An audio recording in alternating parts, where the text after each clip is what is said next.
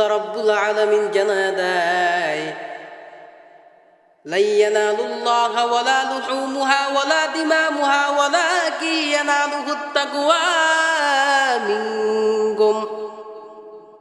এ দুনিয়ার মানুষ, তোমরা যে কুরবানি করো, আমি আল্লাহর রাস্তায় যখন তোমরা পশু জবাই করো, তোমাদের কুরবানির প্রাণীর ওই রক্ত মাংস আমি আল্লাহর নিকট পৌঁছায় না, আল্লাহর নিকট পৌঁছায় না, আমি আল্লাহর নিকট পৌঁছাই তোমাদের দিলের তাকওয়া। তাকওয়া, তুমি কেমন আল্লাহর ইবাদত গুজার বান্দা, তোমার অন্তরের তাকওয়া আল্লাহর কাছে পৌঁছায় রে মুমিন।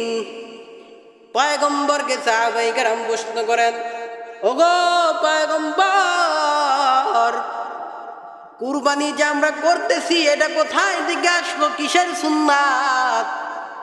পয়গম্বর জবাব দেয়, সুন্নাত আবিকুম ইব্রাহিম, তোমাদের জাতির পিতা হযরত ইব্রাহিম আলাইহিস সালাতু ওয়াস সালামের সুন্নাত।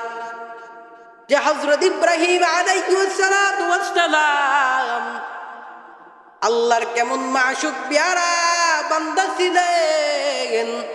হযরত ইব্রাহিম আলাইহিস সালাতু ওয়াস সালাম নিজের সন্তানকে কুরবানি করার জন্য আল্লাহ রাব্বুল আলামিন শব্দের মাধ্যমে দেখাইছে, হে হযরত ইব্রাহিম, আমি তোমার দিকে একটা পরীক্ষা নিতে চাই। কি পরীক্ষা নিতে চাই? হে ইব্রাহিম, তোমার কলিজার টুকরা সন্তান হযরত ইসমাঈলকে জবাই করা লাগবে। হযরত ইব্রাহিম আলাইহিস সালাতু ওয়াস সালাম আল্লাহ রাব্বুল আলামিনের এই দেখানো স্বপ্ন যখন দেখলেন, হযরত ইব্রাহিম আলাইহিস সালাতু ওয়াস সালাম লম্বা ঘটনা সংক্ষিপ্ত আকারে বলতেছি, তার সন্তানকে হযরত হাজরা আলাইহিস সালাতু ওয়াস সালামের ঘর থেকে নিয়ে তার সন্তানকে নিয়ে গেলেন মিনা বাজারে জবাই করার জন্য। তার সন্তানকে নিয়ে যায়, তার সন্তানকে যখন জবাই করতে নিবে, সন্তানকে ডাক দেয়, ওগো সন্তান, আমি স্বপ্নের মাধ্যমে দেখতেছি তোমারে জবাই করতেছি, এখন আমার মতামত তোমাকে বললাম, তুমি মতামত দাও, তোমারে জবাই করবো কি করবো না। সন্তান কত বড় ধৈর্যশীল, কত বড় ধৈর্যশীল। সন্তান সঙ্গে সঙ্গে ডাক দেয়, ক্বালা ইয়া আবাতি ফাআল মা তু'মারু সাতাজিদুনি ইনশাআল্লাহু মিনাস সাবিরিন। সুবহানাল্লাহ। সন্তান জবাব দেয়, ও বাবা, নিঃসন্দেহে আল্লাহ যদি আপনার এই শব্দ দেখায়, আপনি আমার নিঃসন্দেহে জবাই করে ফেলেন, ইনশাআল্লাহ আল্লাহ রাব্বুল আলামিন যদি যাই কাল হাসরের ময়দানে সমস্ত মানুষ যখন ইয়া নাফসি করতে থাকবে, ওই কঠিন দিন ইনশাআল্লাহ আপনি আমাকে ধৈর্যশীলদের মধ্যে পাবেন। সুবহানাল্লাহ। কেমন বাবা, কেমন বাবা, কেমন সন্তান, আল্লাহ রাব্বুল আলামিনের কেমন পেয়ারা মাশুক ছিলেন।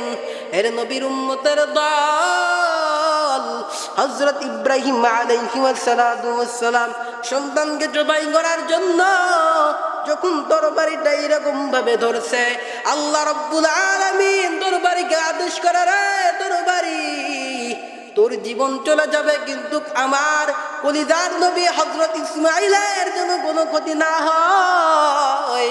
আল্লাহ রাব্বুল আলামিনের অর্ডারে তরবারিটা এমন ভাবে ধারালো হয়ে গেল, এমন ভাবে ধারালো হয়ে গেল, এমন ভাবে স্থির হয়ে গেল যে হযরত ইব্রাহিম আলাইহিস সালাতু ওয়াস সালাম বারবার চেষ্টা করে, কিন্তু তরবারি হযরত ইসমাঈলের গলা কাটে না, হযরত ইসমাঈলের গলা কাটে না। এবার হযরত ইসমাঈল দাঁড়ায় গেলেন। দাঁড়ায় যাওয়ার পর হযরত ইব্রাহিম ডাক দেয়, সন্তান, মনে হয় আল্লাহ বেজার হয়ে গেছে, আর একবার একটু আবার চেষ্টা করি। এইরকম ভাবে যখন পুনরায় দ্বিতীয়বার হযরত ইব্রাহিম ছুরিটার জাদা দিয়ে ধরবেন, যেন রক্ত না পড়া পর্যন্ত যে না ছাড়বেন না। এমন অবস্থায় আল্লাহ জিব্রাইলের ডাক দাগারা, জিব্রাইল জলদি করিয়া চলিয়া যাও, জান্নাতের ভিতর দিকে একটা দুম্বা হযরত ইব্রাহিমের ছুরির নিচে ফালায়া দাও। হযরত ইব্রাহিম আলাইহিস সালামের ছুরির নিচে হযরত জিব্রাইল আলাইহিস সালাম দুম্বাটা এনে দেখুন দিলেন। দুম্বাটা এনে দেওয়ার সঙ্গে সঙ্গে দুম্বাটা জবাই হয়ে গেল, কিন্তু হযরত ইসমাঈল আলাইহিস সালাম যেমন ছিলেন তেমনই পাশে খাড়া হয়ে আছে। সুবহানাল্লাহ। এবার হযরত ইব্রাহিম ডাক দিয়ে কয়, এরে সন্তান কি ব্যাপার, এবার তো পারলাম না, একটু পুনরায় আর একবার চেষ্টা করি। আবার যখন চেষ্টা করতে দেয়, আল্লাহ রাব্বুল আলামিন ওহী নাযিল করে জানায়, তারা ইব্রাহিম তোর কুরবানি আর লাগবে না, আমি আল্লাহ রাব্বুল আলামিন তোর প্রতি এত খুশি, জলদি করে হযরত ইসমাঈলকে তার মায়ের কোলে ফিরায় দাও, আর তার মাকে যাইয়া বলো